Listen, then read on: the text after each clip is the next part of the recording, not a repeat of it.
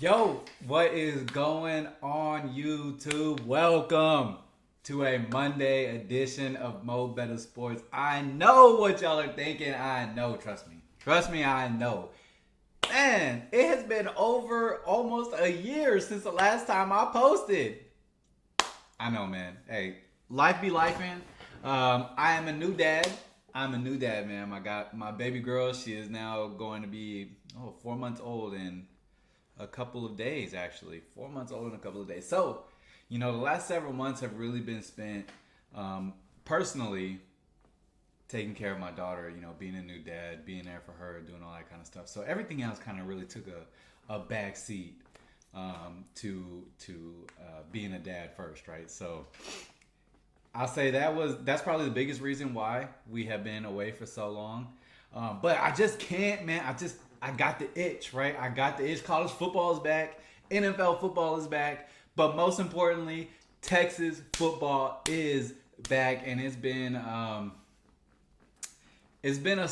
start to the season. We'll say that. Obviously we know what the record is. We're 2-1 right now. Just came off of a pretty ugly win against UTEP.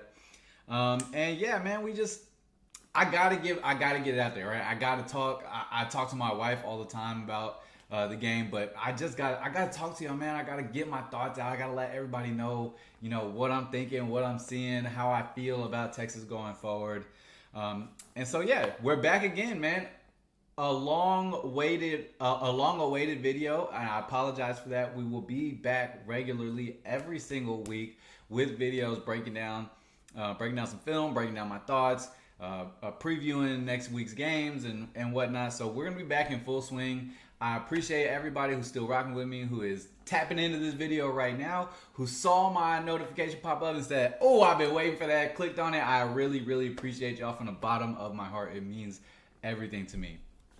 Okay, so with all that being said, you're like, yeah, I know. Okay, cool. Let's get back. I want to get into the real nitty gritty of what's going on. All right, and we're gonna go ahead and do that. So, let's go ahead and first start with. We'll just go ahead and take a look at the stats from last week's game. If you were to look at these statistics, you would have thought Texas scored at least 40 points in the game, right? We had 23 total first downs.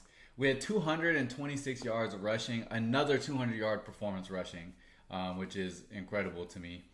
We had, 114 passing yards. We got outpassed by Malachi Nelson and the UTEP Miners. That is a place of concern. Arch was 11-25 for a really bad one really bad interception. 10.5-yard average completion. That's because he didn't complete very many. He had a string where he had missed 10 passes in a row. 10 incompletions in a row is absurd, especially in a Steve Sarkisian style offense. We did get the one touchdown to Ryan Wingo, got his first touchdown of the season, so that was pretty cool for him. 340 yards of total offense on 81 plays. So yeah, y'all can see the stats. I'm not gonna go, over all of the stats one by one, but all of the major stats here. For all intents and purposes, everything on paper looks pretty good, minus the passing stats, right? But when you're when you go back and you watch the game and you take a deep dive into the game and you see kind of how everything transpired, I'm not gonna lie, man. I have a lot more concerns at this stage of the season for this Texas team than I did at all last season. Right, and of course, this is a new team. It's a new season. You got a new quarterback. You got a new offensive line.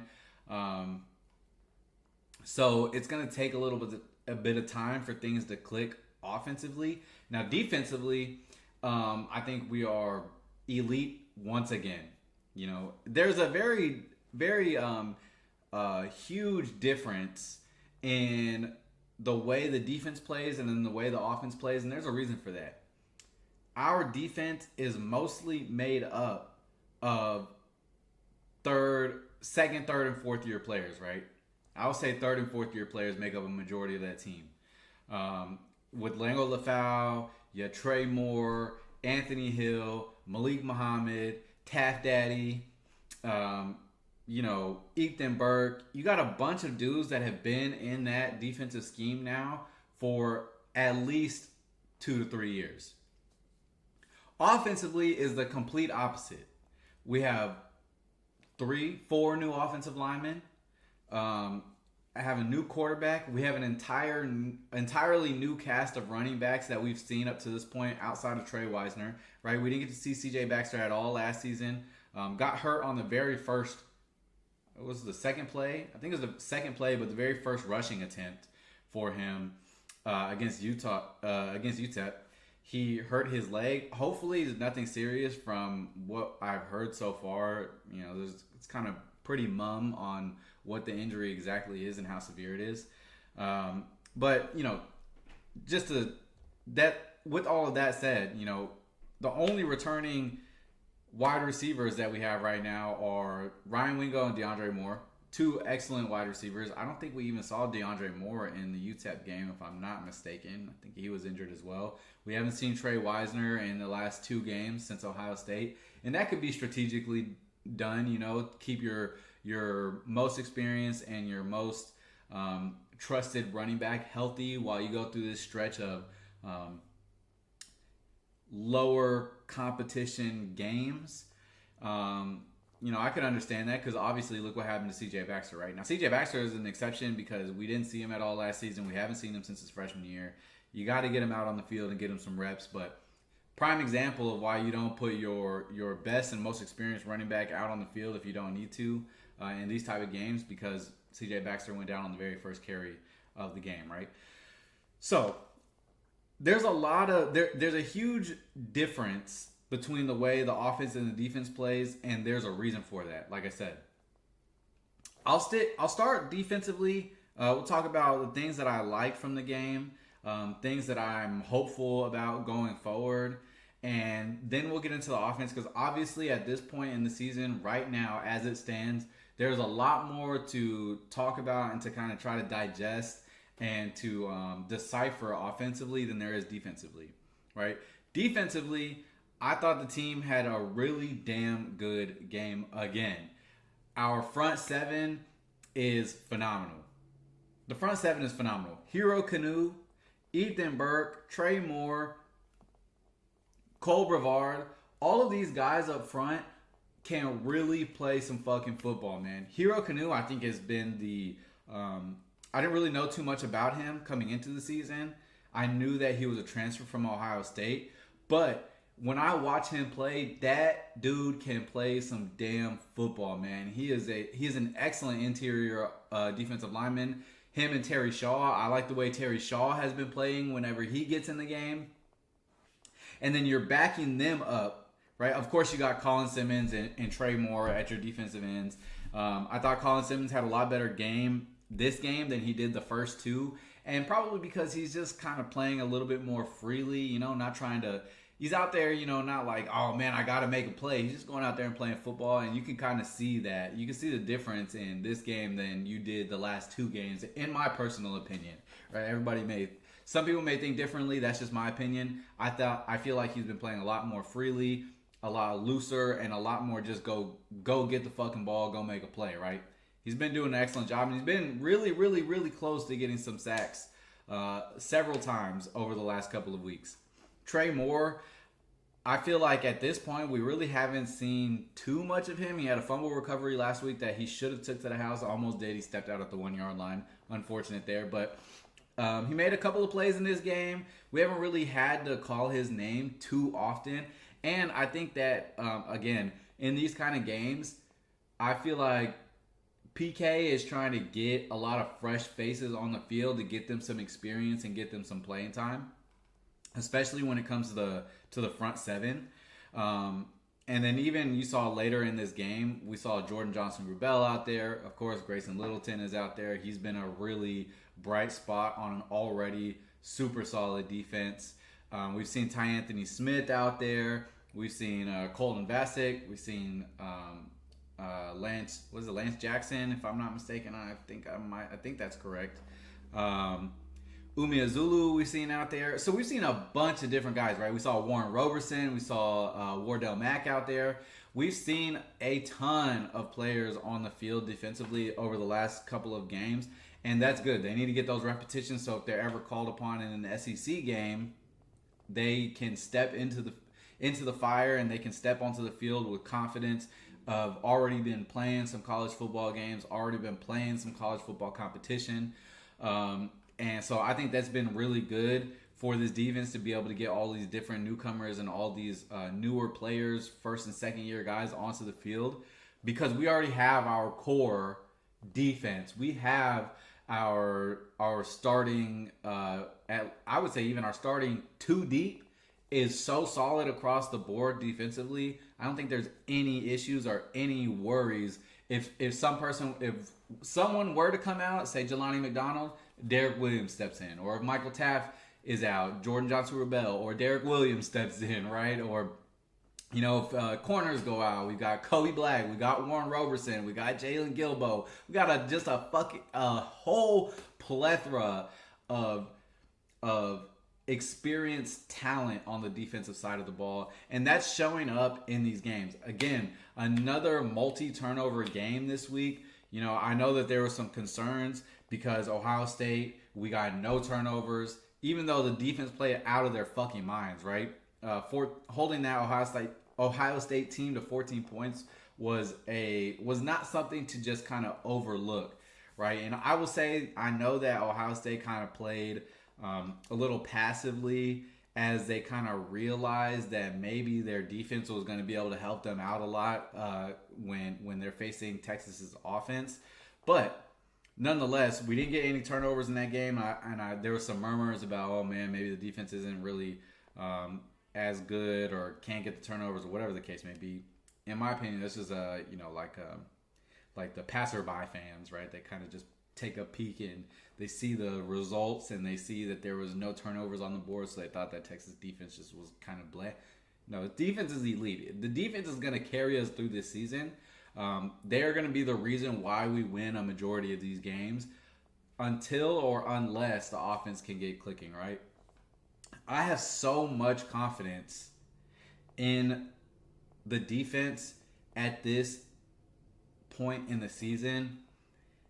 I think they're going to be a top 2 or 3 defense in the country all season long. Right? That's how I feel about the defense. There's so much star power on that side of the ball. There's so many playmakers. And one thing that I love even watching this game, you can go back and watch any of these games. They run through the football, man. They come to hit. They're trying to put that Rydell on you, man. In the chest, man. They're trying to put that Rydell on them every single play. And I love that shit. Especially Jelani McDonald and Taft Daddy. Man, you watch them two play football. You watch them two play safety back there. That is the way safeties are supposed to play football. And I think it's pretty incredible, the transformation for Michael Taft specifically. When he was playing his first and second year, you could see the flashes of a really good player, but then he just made some really, really terrible mistakes at inopportune times. And it's like, why do you even have him on the field? Like, what? Get him off the field. Now, if Michael Taft is not on the field, I'm like, what are we doing here? He needs to be on the field at all times. I feel the same way about Jelani McDonald. Jelani McDonald is a really, really talented football player. And I think it's interesting that he's the person that pretty much the entire team has really talked about all offseason, was that Jelani McDonald is that guy. Even veterans that have moved on and play are now in the NFL, Jahdae Barron, Xavier Worthy, right? Jordan Whittington, like even guys on the offensive side of the ball are like, y'all need to watch out for Jelani McDonald. He's going to make his name known. He has played some really excellent football. Got himself an interception against UTEP. He had some really excellent tackles in the open field. He just comes to lay the hammer, man. I love the way he plays football. He's very instinctual. At this point right now, he's one of my favorite players to watch. I just love watching him roam the field, and his instincts, his the way he diagnoses plays and gets to the ball, especially in the run game, the way he fills run lanes is just a beautiful, beautiful sight. So I have nothing but the utmost and most supreme confidence that our defense is not only going to be elite, I think they are an elite defense, and they're just going to get better and better and better and better and more tenacious and more vicious and more suffocating as the season wears on. And I can't wait to see them play some really, really, really stiff competition offensively. And we're going to get that against Oklahoma, who, as much as I hate to say it, they're looking like a really solid team with John Mateer back there at quarterback. We're going to get to see that against Vanderbilt, right, with Diego Pavia. Man, Pavia is playing out of his mind. A 31-7 win over South Carolina, and that dreaded defense for the Vanderbilt Commodores is insane. That's going to be a good game. A&M with Marcel Reed and Mario Craver. And they got a bunch of playmakers on that side of the ball. I believe, if I'm not mistaken, Amari Nyblack is a tight end for A&M now. And then, of course, Florida is going to probably offer some competition, even though DJ Lagway threw his 5 interceptions against LSU. Games like that are going to happen. It is what it is. That's not a defining game for a player like that. You've seen how good he can be, right? So Arkansas with Taylon Green and that offense, like there's offenses that we're going to play this season that are going to be really, really freaking good, and those are going to be the games where we really start to see, is Texas's defense for real? Now, I think they will be, but obviously that's in the future, so that's neither here nor there right now. But that just to go on and say that I have the most confidence in them.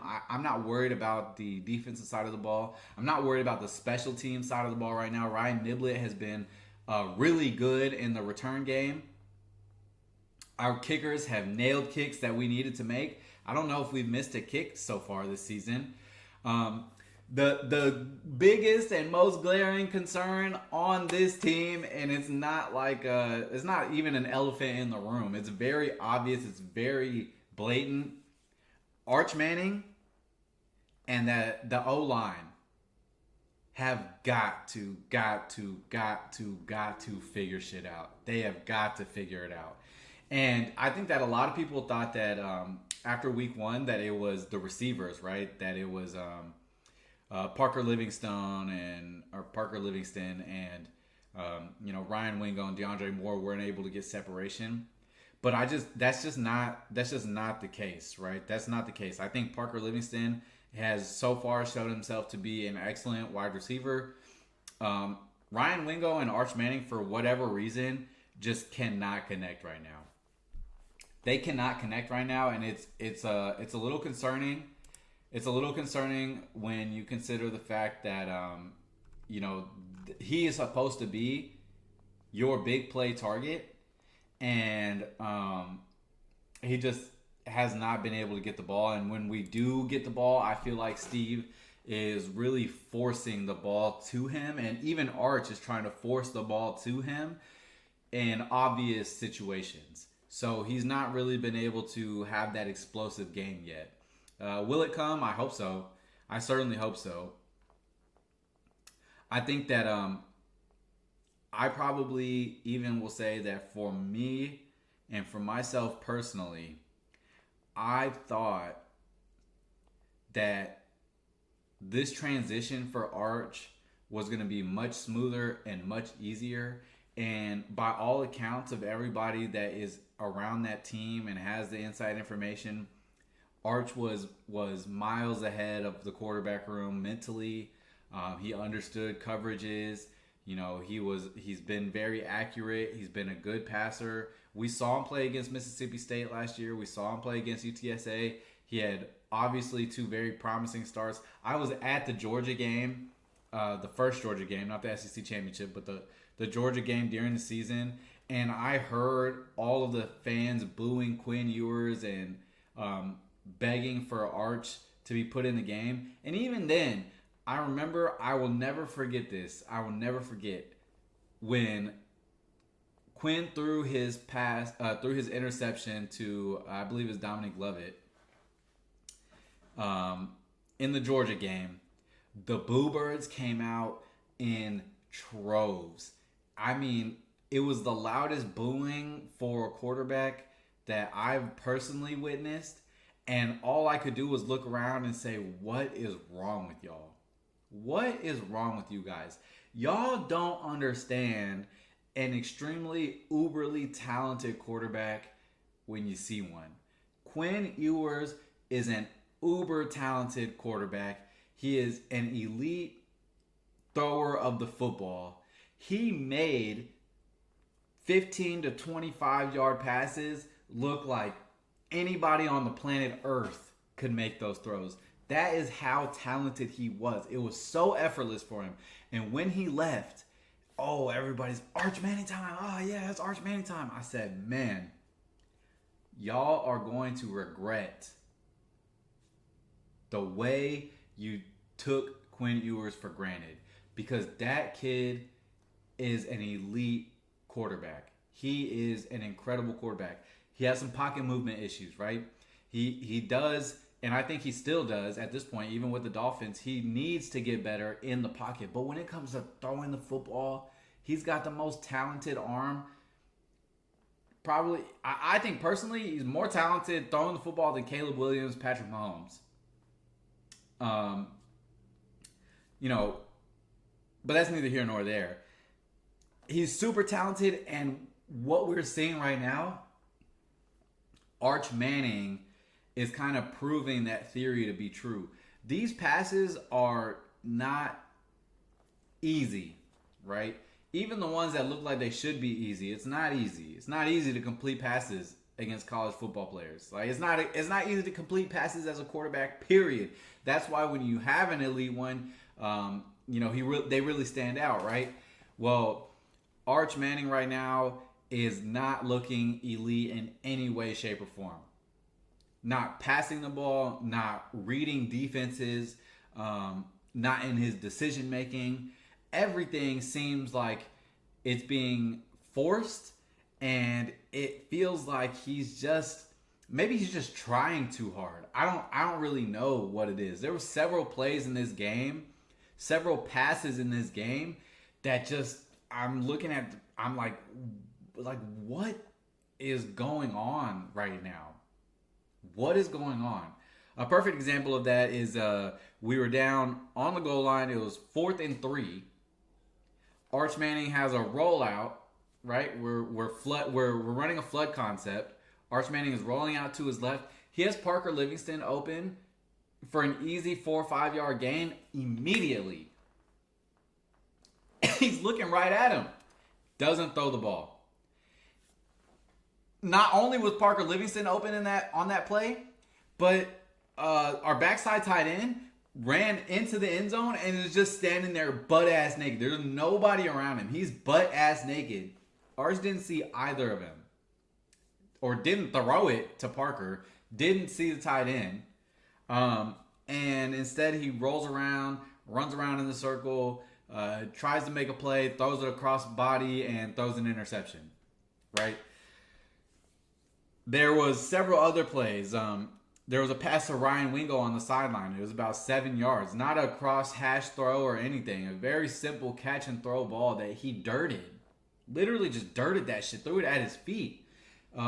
Another scramble where Arch is getting out of the pocket. He steps up nicely. Right? He's stepping up in the pocket. There's a small opening. Ryan Wingo is right in front of him for a good 12-yard gain and just sidearm slings that shit into the dirt. The sidearm slinging the ball is just so bizarre to me. It's so bizarre to me. Like, I don't understand why his mechanics get so fucking terrible. Like, and it's not like he's not being pressured terribly. Right? His mechanics on wide open passes are fucking awful. And then you see he has plays where he collects his feet, gets them under him. He is his shoulders are pointing in the direction that he wants to go, and he rears into a pass and he throws fucking lasers. You see that Arch Manning has the capability of throwing beautiful passes, of zipping balls into tight windows, of all of the, he can make all of the throws. And that's why some of these passes and some of these decisions that he makes are just like so vexing. They're so confusing. Like, I'm literally sitting here like he's two different quarterbacks in one game, and I don't understand. I don't know what it is. Maybe it's in his head. Maybe he's just feeling the pressure of the expectations. I don't know what it is, but he has got to get it under control, or we are going to lose the games that we have been taking for granted the last few years, like the OUs and the A&Ms and the Arkansas and the Vanderbilts. Like, we can lose those games if we don't have good quarterback play, especially if they do have good quarterback play, right? Even with the top tier defense, even with an elite defense, we have to be able to stay on the field, to give our defense a break, and to make the big plays, and not even the big plays, make the easy plays when they're there for us to make. Right? When they're there for Arch, when you got a 5-yard crosser or a 7-yard crosser that is running wide open across the field, and you just get him the ball and it's a 25, 30-yard gain, if not more, i.e. Ryan Wingo against Ohio State, where Arch dirted a drag route to him that would have easily gone for a 20, 25-yard gain, if not to the house, and probably would have changed the whole dynamic of that game. Or even in the UTEP game, he's missing Ryan Wingo across the middle. He's missing Ryan Wingo standing on the sideline. He's missing Ryan Wingo. He's missing Parker Livingston. Parker Livingston going deep on a deep over route. On a 4th and 1, he's wide open. Literally, just throw him an accurate pass, and he probably walks into the end zone. Instead, he sails it 20 yards over his head. Like, there's just things right now that are just not. It's like it doesn't compute to me, because I've watched Arch Manning play football. I've watched him have 2 starts in the season. I've watched him even come in relief of Quinn a few times and made some excellent throws. I watched him against Ohio State. For as bad of a first half as he had, he was threading the needle on some of those passes again in the second half against Ohio State. And so when you see him play against lesser competition like UTEP, it's very concerning that even these players are causing this much of a disruption in his mechanics and his accuracy and in his timing and in his decision making. He cannot continue to operate the offense like this, or we're going to have some serious troubles on our hands. It's not out of line to say that Texas could easily lose 2 to 3 games this season. When you're facing Georgia, and you're facing A&M, and you're facing Oklahoma, and you're facing Vanderbilt right now, who's on a hot streak. Like, these are teams that you can lose the game to if you don't have excellent quarterback play, right? Especially if they do, and they have some really good quarterbacks on all of those teams. And for the most part, Arch is not being pressured crazily. Our O-line, when it comes to the passing game, has been, in my opinion, really, really, really good. Really good. And against Ohio State, they played phenomenal football up front in the passing game. So it's kind of like, it's just hard to put a finger on what the real issue is with Arch. All we know is that he has got to get it together moving forward, or Sark is going to have to give somebody else a chance to make plays. All right? Like, I hate to go and say that, if Arch doesn't turn around, you need to bench him. But if he's going to continue to look this hit and miss in a game against competition like UTEP, you can't trust him going forward, right? Like, you can't trust him to be the guy you need him to be in clutch moments at this point right now. Now, I hope that changes, of course. I hope that changes. I want to see Arch thrive. I want to see him have the Heisman contending season. I want to see him have massive success for this team, obviously. And at the end of the day, the team goes as Arch is going to go right now. And we saw that by how lackluster our running game is, right? Like if Arch is not on, our running game is not picking things up for him, and that's not necessarily the running back's fault. I would say if I'm being objective, for as good as our offensive line plays in the pass game, their run blocking is abysmal. I mean, soft, right? Like DJ Campbell, I think is the only lineman that I look at, and every play is just going hard as fuck, and is just a dog, right?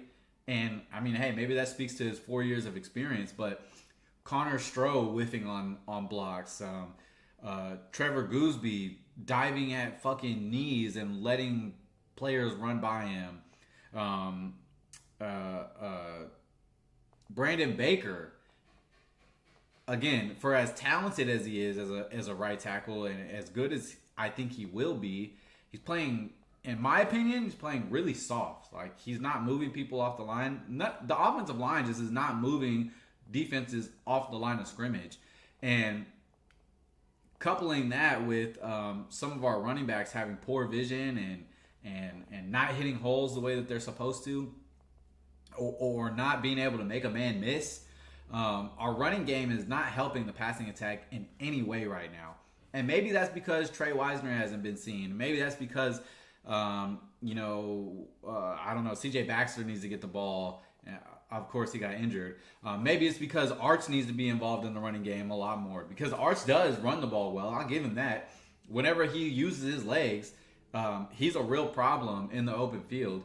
It's crazy to see because he runs so goofy, but he's a problem in the open field when he has the ball in his hands and when he's using his legs. And I think that will be a benefit to the team and to himself as the season goes on. And maybe Sark needs to lean into the quarterback run game a little bit more until Arch can find his confidence and his swagger back in the passing game. But all of that is null and void if our O-line cannot move defenses off the line of scrimmage, catch combo blocks, and bully their way up the field, right? I have not seen that happen. UTEP's run defense was ridiculously solid against this Texas offense. Now, again, they rushed for over 200 yards, right? Texas rushed for, like 220, 230 yards, something like that. 226 yards rushing. But look at how many attempts it took. 60 attempts damn near to get 230 yards. If Ohio State or if Oregon or if Penn State runs the ball 60 times against UTEP, they're probably putting up 500 yards rushing. Like, that's being dead ass. Only 4 yards on average per rush. Now, that is excellent against SEC competition, right? If you were to go and put up 230 yards rushing against Georgia or against Florida or something like that, that would be okay. I'd be like, okay, yeah, that's pretty damn good. But against UTEP, that's not gonna cut it, man. That is not gonna cut it. And for as talented and as much star power as this team has on both sides of the ball, only one side of the ball is putting it together right now, and that's glaringly obvious. The offense has got to figure things out. Arch has got to figure himself out, and maybe Sark has got to do something different offensively. I do love the pro style approach that we're taking. I love seeing Arch line up under center. I love the under center running the ball. Me personally, I'm a huge fan of that. I think that those kind of formations can give Arch a huge advantage when it comes to either handing the ball off or play action or bootlegs or whatever. You can get him into the open field in a ton of different ways like that. But as far as what we've seen recently, it just feels like Sark is trying to force bully ball on this offense, and they're just not producing the way they need to. I thought Christian Clark had a decent game running the ball. I thought James Simon was probably the brightest spot as far as our running backs are concerned. we know what Trey Wisner can do, and we know what C.J. Baxter can do. James Simon had a really, really good game running the football, and not even though we haven't had any explosive runs, no runs over 20 yards. I don't even think we've had a run over 15 yards in like the last. I don't know if we've had one all season long that has a run that has gone over 15 yards. Outside of Arch Manning, a designed run, not a quarterback run. But he was seeing the field really well. His vision as a ball carrier was excellent. James Simon was making really good cuts. He was hitting holes really well. He had good contact balance. He was protecting the football, which unfortunately has been Jared Gibson's biggest problem for as bright of a running back and as much potential as he has and as good as he could be. He has a real problem holding onto the football, and that kind of plagued him all last season too, which is why he stopped getting carries, right? Well, I mean, in 2 games this season, I think he had 2 games and 2 fumbles, or he had 2 fumbles in the last game, or he had a fumble in the last game. He fumbled the ball regardless, and he shouldn't be fumbling the ball, and you're taking points off the board because you're fumbling in enemy territory. Can't have things like that. But James Simon, in my opinion, was the brightest spot as far as running backs are concerned. The way he was hitting the holes, the way he was seeing the field. I really liked what I saw out of him. Even catching the ball out of the backfield, he had some pretty decent catches out of the backfield. Not necessarily like spectacular, like jaw-dropping catches, but catching the ball and getting north and south. Thought he did a really good job of that. And again, protecting the ball. He's done an excellent job protecting the ball. So really bright spot there. And if C.J. Baxter, for whatever reason, can't go next week, I would imagine we're going to see Trey Wisner and we're going to see a lot of James Simon. Thought Christian Clark had some really good runs as well. He has a really bright future, in my opinion.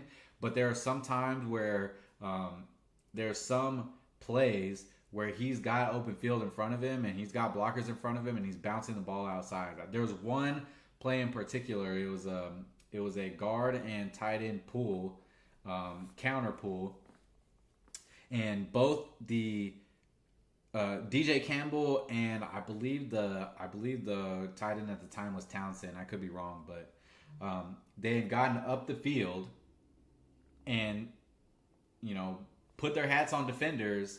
And just not Christian Clark just bounced the ball outside into a tackle, right? When you could have got up the field and got at least 4 or 5 more yards. There's a couple more instances where things like that happen, but for simplicity's sake, I don't have the film up right now, so I'm not gonna just sit here and describe it to you, but there were several plays where I felt like Christian Clark had opportunities to get more yards, and he kind of just picked the wrong hole. Jared Gibson, same thing. There was a couple of times where he had opportunity to make some really big plays in the run game and was running straight into tackles. So I don't like to see that. I think the offensive run game needs some severe improvement. Not only from the running backs, but again, the O-line has got to figure it out. They've got to be stronger and more gritty and give more of that fuck you attitude up front, in my opinion.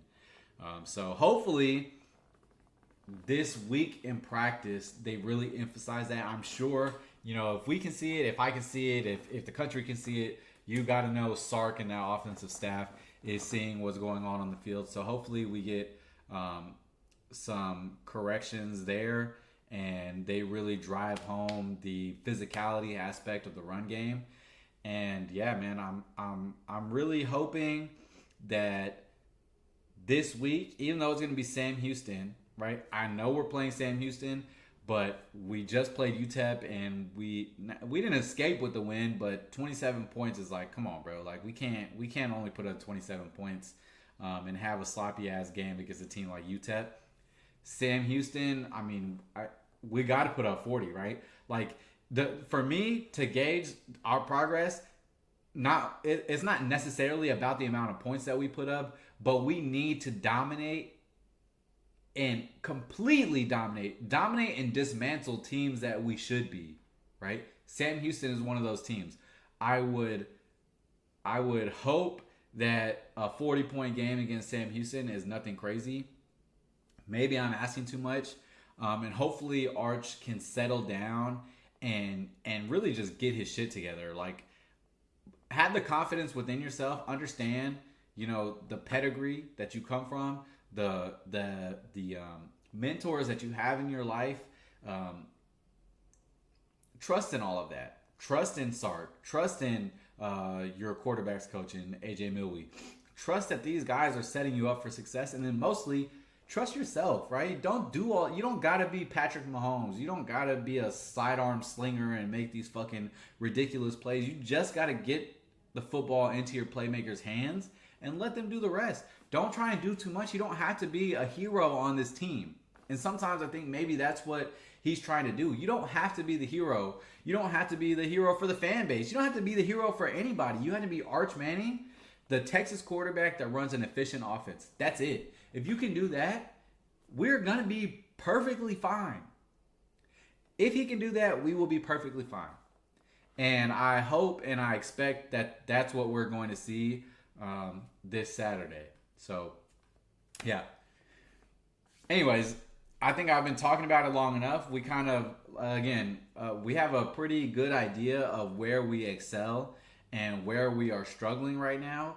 And I hope that we see the offense really pick it up in this game against Sam Houston, because then we start league play.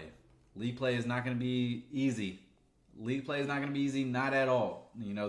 The schedule looked really soft at the beginning of the season. It's not looking so soft right now, right? This is going to be a tough team, or it's going to be a tough schedule. I think this is a tough team, Texas. I think that we have the makings of a team that can easily make a playoff run. We just got to see them put it together, and I think that it will. I have confidence in Sark. I know that Sark knows what he's doing. He understands how to build a championship caliber team. He has done that. They just got to gel. They got to put some pieces together, and they got to get it going. And I think they will do that. So, again, we'll see. It's gonna be to be seen, to be determined whether that's gonna happen or not. But I think it will. I'm gonna go ahead and end it there. We will be back for a preview of Sam Houston State. We'll go look at the team, kind of break down some of their film, and see if we can identify some areas where I think that Texas can exploit them offensively and defensively. We'll come back with that later in the week, previewing the game. And until then, I massively appreciate every single one of you for tuning in. I appreciate you. If you're still here, you're still watching this video, do me a favor. Subscribe to the channel. It doesn't cost you a thing, but it does help me out. Smack a like on the video so that way we can get the content out to the rest of the YouTube world. Comment anything that y'all are noticing, anything you may even disagree with. You can disagree with me, perfectly fine. I would love to have some conversations. If there's anything that y'all think that I'm either being too pessimistic or too optimistic about, definitely let me know. And yeah, we'll be back later on this week. And until then, I appreciate you guys, and I'll catch you later.